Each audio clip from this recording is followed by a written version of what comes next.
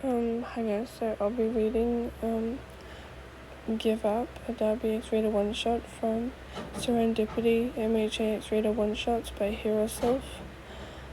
So without further ado, let's get into that. I'm gonna read it how it's written. I do apologize if that's not how you like it, but anyway. Did anyone tell you not to play with fire?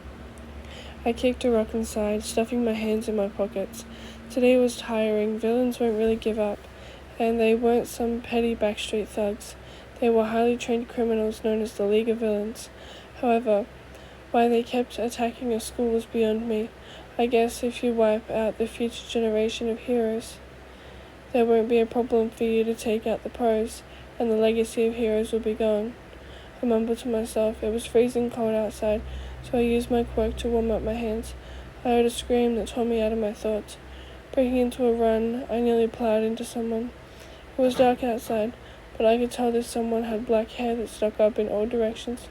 He wore a V-neck white t-shirt with black jeans and black boots to top it off. I was confused as to why he had two different colors on his face, and as to why he looked deadly familiar.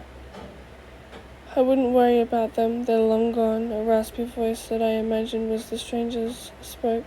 I froze and my lips parted. That wouldn't be very heroic of me, I managed to whisper out with clenched fists. Oh, you heroes, so naive and annoying. He shook his head and leaned against the wall of the alley. You never know when to stop. He looked me dead in the eyes, his ocean eyes making my heart feel something strange. You look dead, just go home and stop trying to be a hero when one isn't needed. Those people are in trouble, they need me.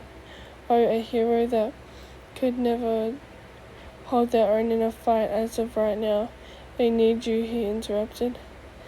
Listen, sir, I could very easily hold my own right now. Prove it. What? Prove it, he repeated. Blue flames came spitting out of his hands, and I quickly dodged to the side. What the hell? I spat before he used his quirk again, forcing me to use my own quirk to combat the blue flames. Unfortunately, he was at an advantage. Blue fire was definitely hotter than red fire.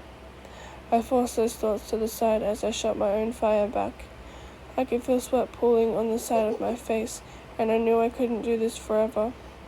Why I even said I could hold my own was beyond me. I moved out of the way and ran towards him. I jumped to the side as a flame ball was sent my way. One after another, I was forced to dodge every ball he sent my way. When I got close enough, I tackled him and pinned him to the ground. I can very easily hold my own, I repeated from earlier. I stayed over him longer than I planned to. While I was staring down at him, I noticed the two-toned face from earlier. Looked like burn marks, and the only thing keeping his face together were some staples. He looked hopeless, but there was something that drew me in his eyes, maybe. But there was something else, the way his black spiky hair was stuck to his head by sweat. He was tall, and everyone knew I had a thing for tall guys.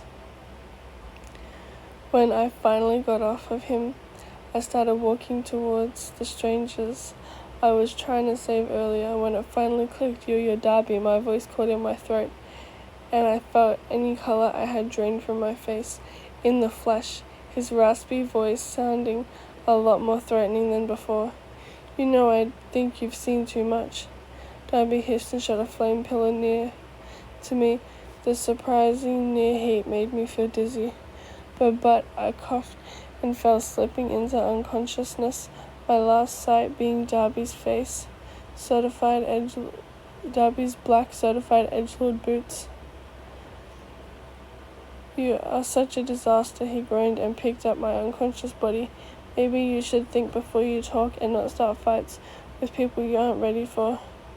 Dabi hugged my body close and let his footsteps be the only thing heard.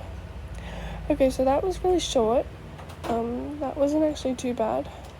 It's written in first person, I do apologize. It was hard to read because my eyes are fucked and they're just getting worse. And my glasses are missing. I don't know what I've done with them. And it would be really good if I could find them. But shit, it is so hard to read. But I hope you guys enjoyed that as much as I did. I tend to say that a lot because I enjoy a lot of these stories. But yeah, that's all from me.